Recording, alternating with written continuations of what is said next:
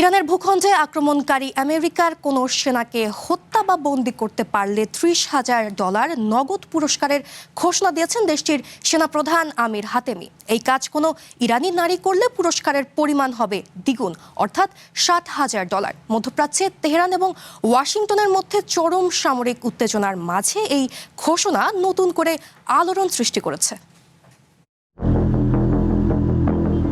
তেহরানে সাংবাদিক দিবস উপলক্ষে আয়োজিত এক অনুষ্ঠানে মধ্যপ্রাচ্যে চলমান সামরিক উত্তেজনার পারদ আরও বাড়িয়ে দিয়েছেন ইরানের সেনাপ্রধান মেজর জেনারেল আমির হাতেমি। তিনি বলেন, ইরানের ভূখণ্ডে আক্রমণ চালানো আমেরিকার যে কোনো সেনাকে বন্দী বা হত্যা করতে পারলে সাধারণ নাগরিকদের $30,000 পুরস্কার দেয়া হবে।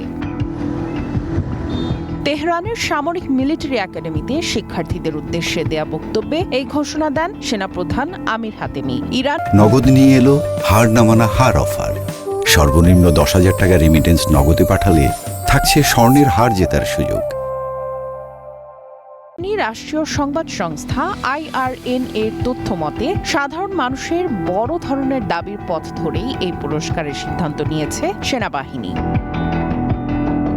ইরানের সেনাপ্রধান আরও ঘোষণা করেন, দেশটির কোনো সাহসী নারী যদি আক্রমণকারী কোনো আমেরিকান সেনাকে বন্দী বা হত্যা করেন, তবে তিনি পাবেন দ্বিগুণ, অর্থাৎ $60,000 পুরস্কার। সেই সাথে আমেরিকার কোনো নিহত সেনার ব্যবহৃত অস্ত্র সরকার দ্বিগুণ দামে কিনে নেবে এবং সেটি বিশেষ জাদুঘরে প্রদর্শনীর জন্য সংরক্ষণ করা হবে বলেও জানান তিনি। এই পুরস্কারের তহবিল সংগ্রহ করা হবে ব্যক্তিগত অনুদান থেকে।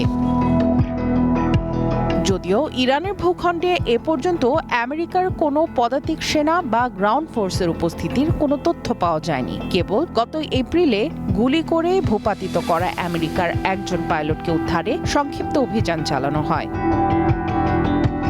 তেহরান ও ওয়াশিংটনের মধ্যে সাম্প্রতিক সময়ে সংঘাতের তীব্রতা যখন তুঙ্গে, তখন ইরানি সেনাপ্রধানের এই ঘোষণা যুদ্ধের আগুনে নতুন করে ঘি ঢেলেছে। তবে এ বিষয়ে এখন পর্যন্ত প্রকাশ্যে কোনো প্রতিক্রিয়া জানায়নি আমেরিকার প্রতিরক্ষা দপ্তর পেন্টাগন।